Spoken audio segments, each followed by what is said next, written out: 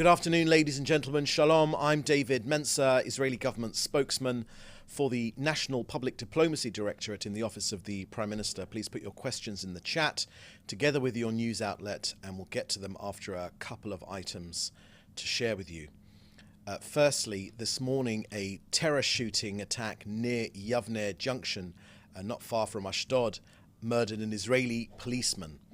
Now, the police investigation says that the terrorist approached Highway 4 on foot.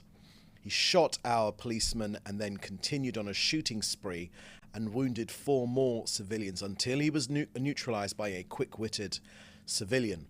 The road has since reopened. In the last 2 weeks alone, we have faced almost daily attacks: a stabbing attack in Hadera, a shooting attack in Beersheba, which killed a young Israeli border policewoman, another shooting attack in Jaffa, which killed 7 Israelis and a Greek national, injuring 7 more. My own son, his 16-year-old son, came running home having witnessed people escaping the gunman. None of this is sustainable. We know that this terrorist incitement seeks to kill Israelis within Israel. Make no mistake, our security forces are on extremely high alert. This incessant incitement comes from Hamas and Iran. They want more murderous violence, more civilians killed, another front with which to fight us. They will not succeed. Next, tragic news of a fallen Israeli soldier. IDF casualties since the start of this war have unfortunately risen to 740. Sergeant Koren Bitan was aged just 19 years old and from Rosh Ayin. He fell in battle in southern Gaza. As the Prime Minister made clear yesterday during his visit to the Golani base near Binyamina, the soldiers that fell, as well as those that are recovering, they are the generation of victory, as he called them. Speaking of Israel's armed forces, he said that they're fighting a difficult war against Iran's axis of evil that seeks to destroy us, but they will not succeed. We are continuing to fight. We are paying a painful price. We have considerable achievements. And of course, the spirit of the IDF, the great spirit of our soldiers and medics and fighters that understand that we are fighting for our very existence and the future of the state of Israel. With God's help, as the Prime Minister said, together we will fight and together we will win. May his memory be a blessing.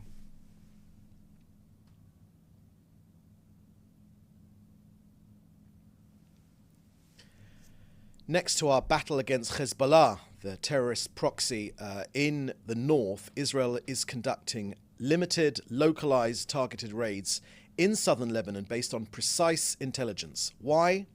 Firstly, to get our people home, 65,000 of them, back to their homes in sovereign Israeli territory. We're getting to the terrorists and eliminating them. We're locating their weapons and destroying terror tunnels and significant underground infrastructure. You can see those pictures on the IDF's Telegram channel. Very comprehensive pictures and videos of this terrorist infrastructure and the vast array of weapons which we've captured. The IDF has uncovered dozens of terrorist tunnels, including those that actually cross into Israel itself.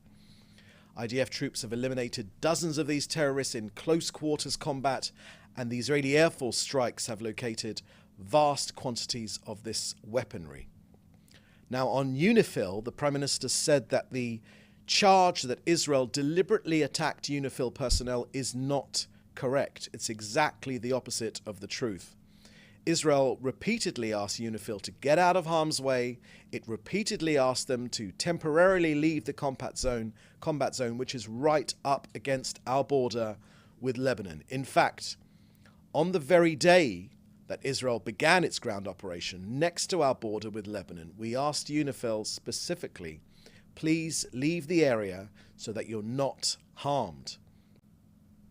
Of course, Israel is not fighting UNIFIL. It's not fighting the people of Lebanon, but it is fighting the Iranian proxy, the terrorist organization of Hezbollah, which uses Lebanese territory to attack Israel.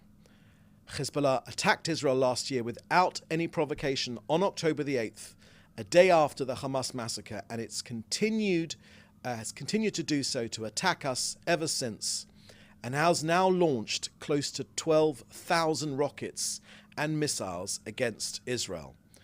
Hezbollah uses UNIFIL facilities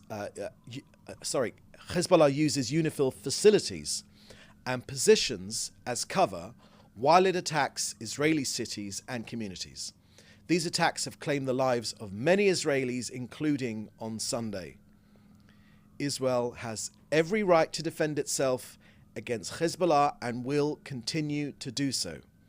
We do, of course, regret any harm done to UNIFIL personnel, and the IDF is doing its utmost to prevent such incidents. But the best way to ensure that the safety of UNIFIL personnel is maintained is for UNIFIL to heed Israel's request and to temporarily get out of harm's way. Lastly, an update from COGAT and their work coordinating aid into Gaza, with IDF operations in Gaza's Jabalia area targeting Hamas, the remaining elements of Hamas.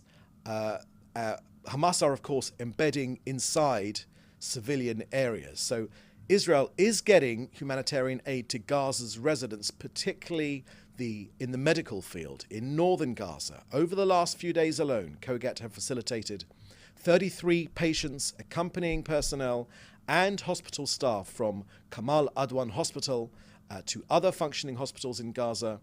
67,000 litres of fuel have been delivered for operating hospitals, 800 blood transfusion units from southern to northern Gaza, and COGAT is committed to getting more humanitarian aid, especially in the medical field, to Gazan civilians. Next, on the polio vaccine campaign, 93,000 children under the age of 10 in central Gaza were vaccinated against polio over the last couple of days during the first day of the second round of this polio campaign. 76,000 children also received vitamin A treatment. We are working with UNICEF and the World Health Organization for the effective vaccination campaign for all of Gaza.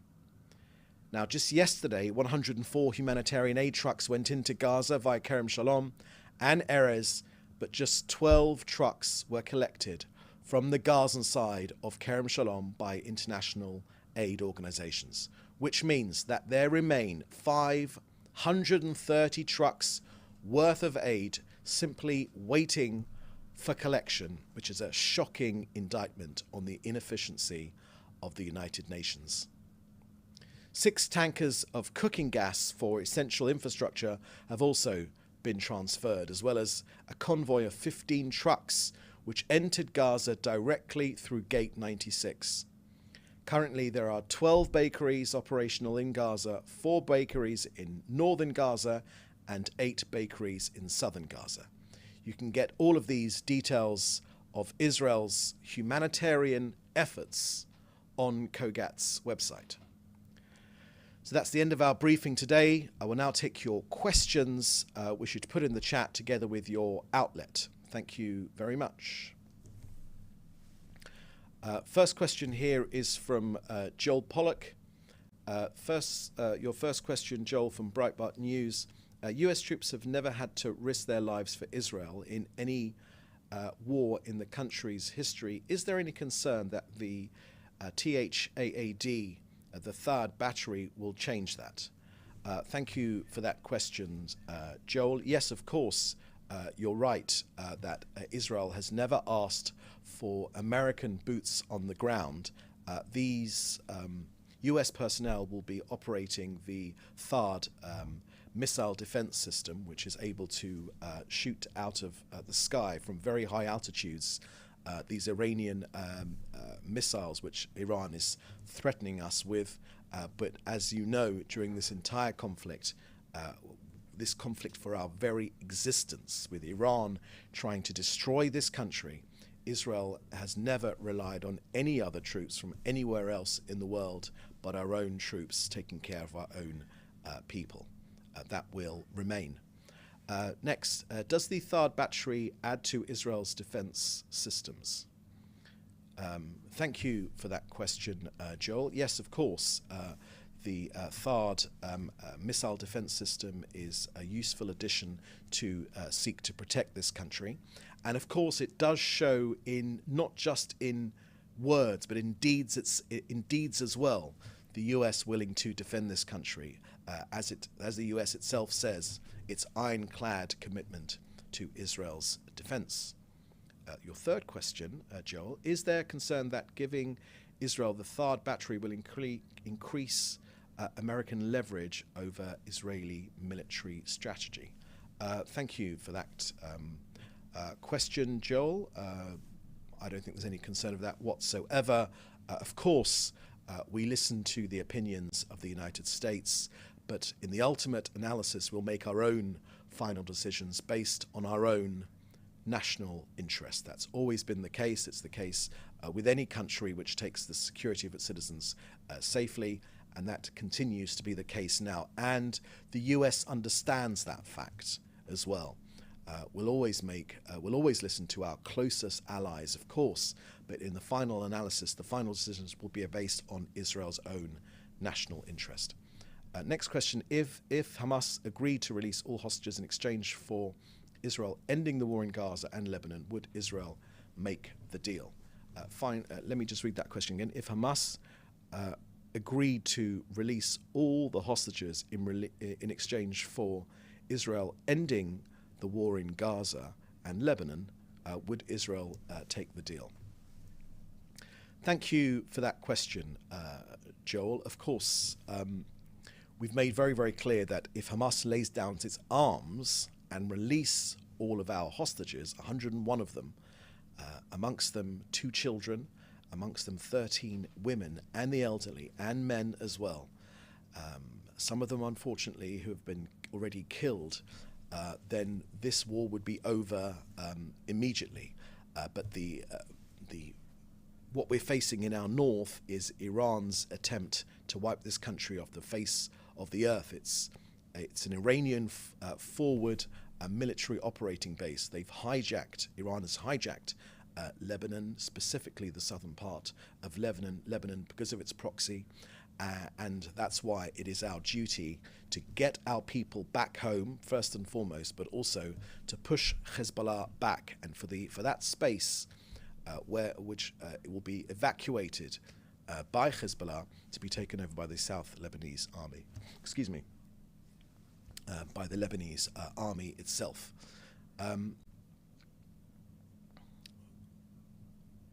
If you want any other information about Israel's strategy to release its hostages, then Gal Hirsch, who is the government's Brigadier General Gal Hirsch, who is the government's own coordinator for hostage negotiations, is the best person to reach out to within the Israeli Prime Minister's office itself.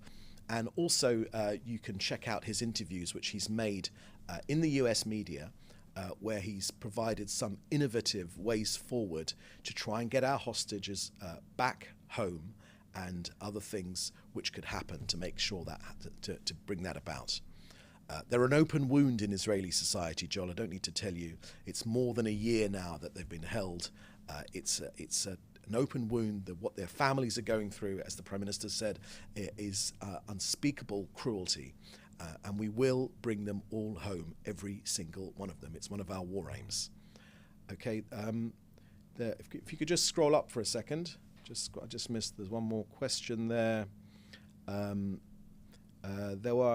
Next question from Joel Pollack at Breitbart News. There were many Sukkot left standing after the October 7th attacks. Some are standing to this day. Is there an effort to build new Sukkot in the communities that were attacked last year?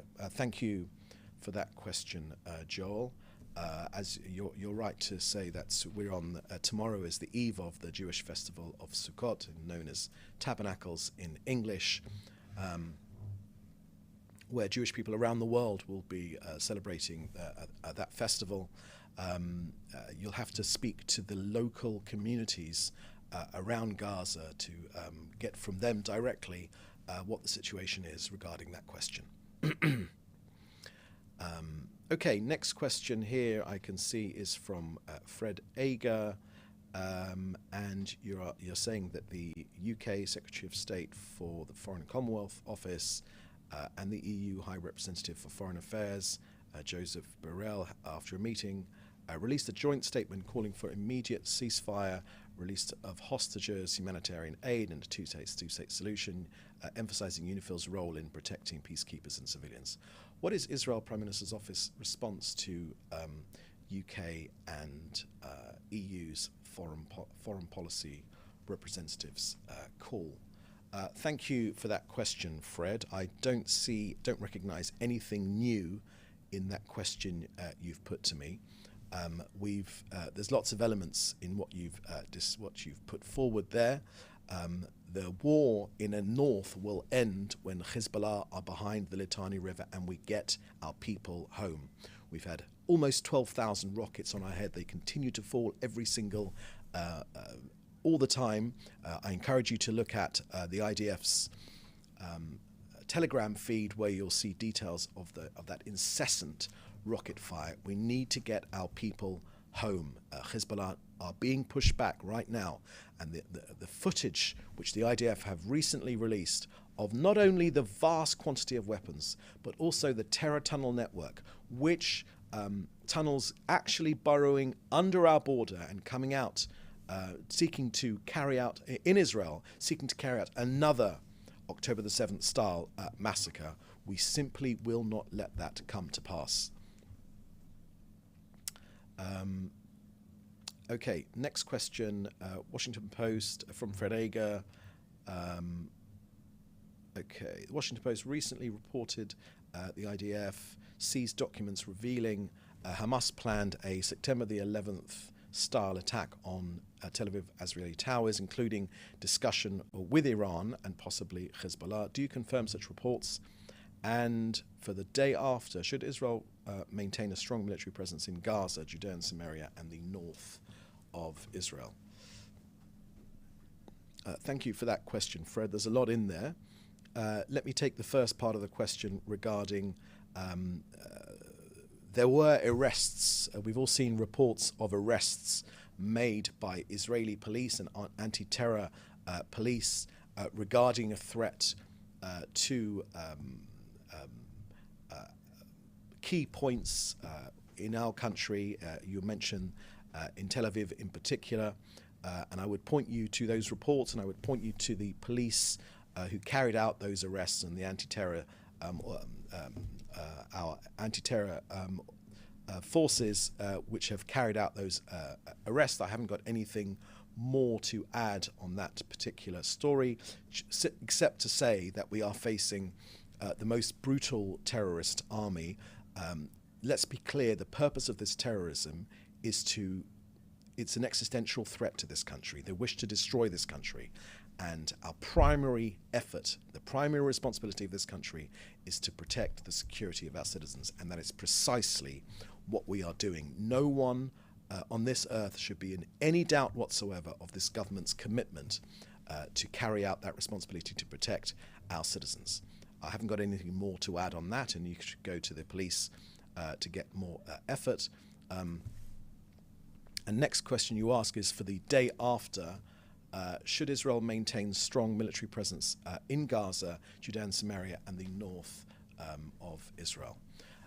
Look, we live in a very, very tough neighborhood, Fred. I don't need to remind you of that fact, which means that our armed forces will always maintain a strong presence in all areas where there is a threat to this country.